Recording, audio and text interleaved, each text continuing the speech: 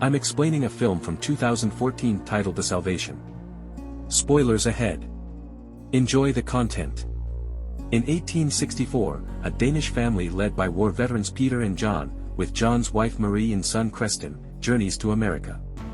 After settling, Peter unexpectedly leaves, leaving John, Marie, and their child to navigate their new surroundings alone. In an effort to forget their problems, they wind up riding in a carriage with Paul and Lester, who appear to be a pleasant couple. The family is unaware that Paul and Lester are freshly freed felons with evil plans. As Marie and Creston struggle with their English, communication obstacles occur, leaving John to interact with the strangers. Even while things start off friendly, tensions build as Paul and Lester's actual motivations become clear, laying the groundwork for an exciting story of survival and deceit. Paul pulls out a bottle of booze and indulges in it as the tension in the carriage rises.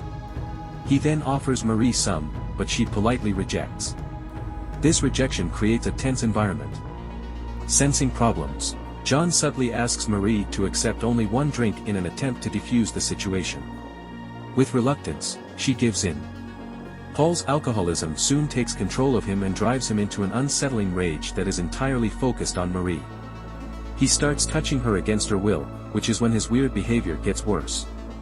Enraged and disgusted, John steps in and orders Paul to stop and go back to his house. But when Paul's accomplice, Lester, pulls a pistol, their dispute takes a disastrous turn, putting the defenseless family in risk. Paul pushes closer Marie during a heated exchange, which causes John to act rashly. He demands that they both get off as he takes Lester's gun and points it at them. However, when Lester switches roles and holds Creston at knife point, the situation gets out of control.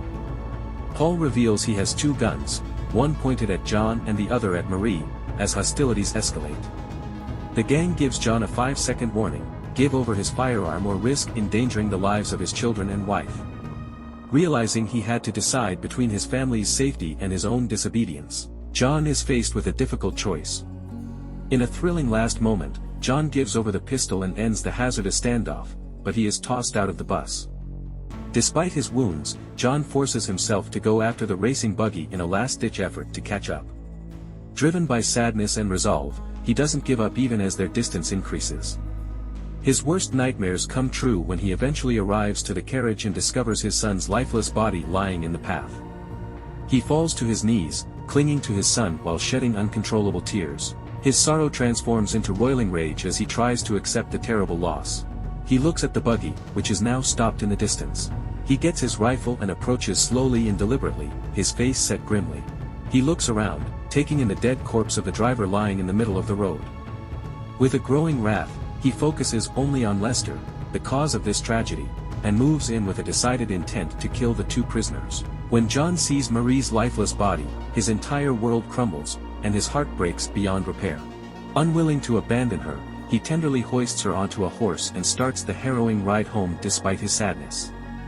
John's brother Peter arrives home carrying her body, trying to console her as best he can in the face of the catastrophe. Knowing that words cannot express the depth of his anguish on a day of such inconceivable loss, Peter quietly tends to him. Henry Delarue, a well-known land magnate and member of the Mafia, finds out of his brother Paul's passing when he is in a different section of the area.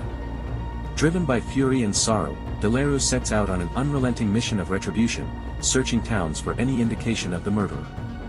After finding John's town, he goes up to the mayor, Keene, and demands an explanation. Delarue is adamant that someone in the town is to blame for his brother's murder, despite the mayor's insistence to the contrary. He issues a harsh ultimatum, threatening the villagers with terrible outcomes if they don't deliver the murderer in 2 hours or face his vengeful fury. Fear and worry gripping the villagers, they become aware of how dangerous their position is and that violence is a black cloud hovering over them. Fear grips the community as a sinister man named Delarue threatens the lives of the locals. His demand is frighteningly straightforward: he will slaughter 2 innocent people if the person who killed his brother isn't apprehended.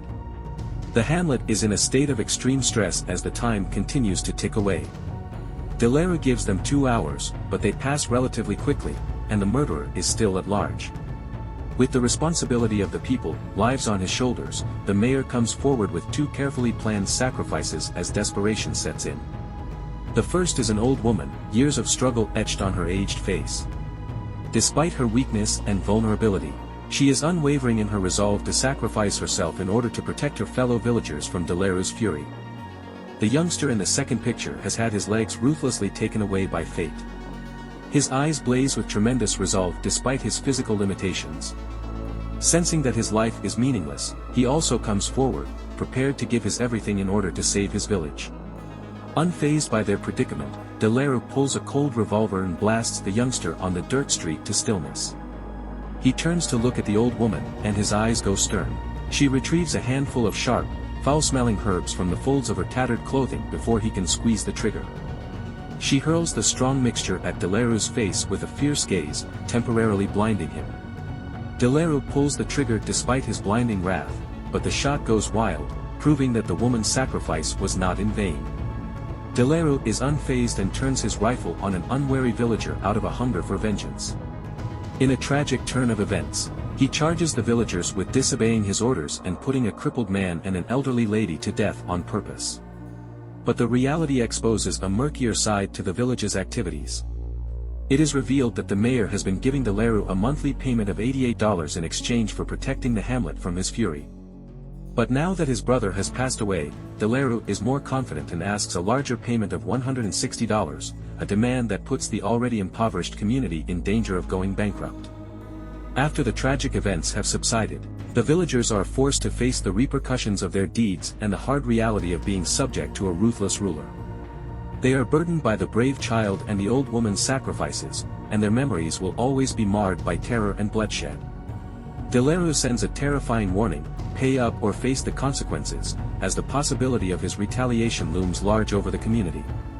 The locals are aware that their lives are in jeopardy and are already overcome with panic. Madeleine, Paul's widow, is left to deal with her terrible reality as the villagers assemble to bury his dead amid the chaos. Though Madeleine expresses a strong desire for vengeance, she advises care and indicates that words of reprisal should be avoided. John starts the heartbreaking chore of burying his wife and kid on the opposite side of the hamlet. When he places them to rest, you can feel the weight of his sorrow. John and Peter decide to sell everything they can in order to get out of the town because they don't have anything left to feed themselves. They discover they are both proficient shooters after a fortuitous meeting while they work through the process of selling their possessions. Intrigued by their skills, the shopkeeper perceives a chance to protect the hamlet from the approaching danger. He suggests they remain and help defend the community when the inevitable onslaught occurs. Peter, however, cautions against it, having seen the terrible truth of their predicament. Aware of the overwhelming odds against them in a fight with Delaru's troops, he begs the shopkeeper to put the peasants' safety first by averting bloodshed. The shopkeeper lashes out, accusing him of cowardice, unwilling to take his advice.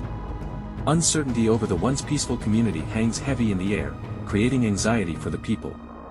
John goes over to the mayor with the intention of selling the $140 worth of land he bought 6 years ago. He expresses his shock at only being able to get $150 for it at this point and explains his severe circumstances. The mayor expresses sympathy and learns of the peasants' financial hardships as a result of having to pay $160 a month. Before the mayor informs John of the consequences of Delaru's brother's death, John is perplexed. Realizing how serious the issue is, John knows that his own problems will probably get worse. Accepting his fate, he consents to sell the land for the sum proposed. To prevent thievery, the mayor suggests that he hide the money in his shoes. He takes the advice, hides the money, and gets ready to move out of the community. Malik, the town's preacher and sheriff, captures John and Peter just as they are about to depart. When John finds himself in a cell, Malik tells him in a terrifying way that the town will have more time if he dies, all the while trying to alert higher authorities about Delaru's evil actions. Malik was unaware that Delaru had been working with the Standard Atlantic Oil Company to take over Black Creek and the adjacent areas, which were rich in crude oil. This property purchase plan has been enabled by Mayor Keene and Delaru. In a tragic turn of events, it comes out that Delaru's silent, widowed sister-in-law Madeleine works as his accountant and puts up with horrible mistreatment from him. John is brought to the abandoned town known as Delaru's stronghold the next day, where he is tied to a post and left to suffer in the sweltering heat. Back in Black Creek, Peter succeeds in escaping from custody and launches a valiant attack that kills a number of Delaru's goons. After he frees John, the two desperately flee while being hunted down by Delaru and his surviving allies. Seeing that John is in a vulnerable position, Peter acts decisively to distract their assailants, ultimately giving his life in the process.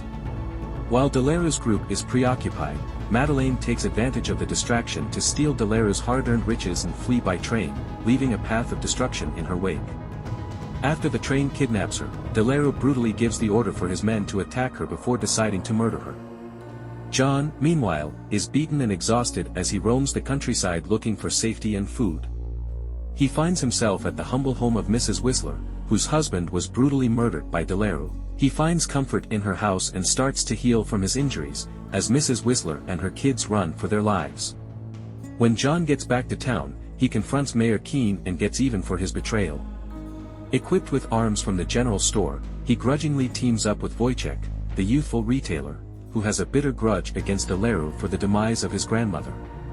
By using devious strategies and ambushes, John methodically dispatches each of Delaro's goons one by one. A tragic event occurs when Wojciech trips over and accidentally ignites the hotel where Madeleine is being held captive.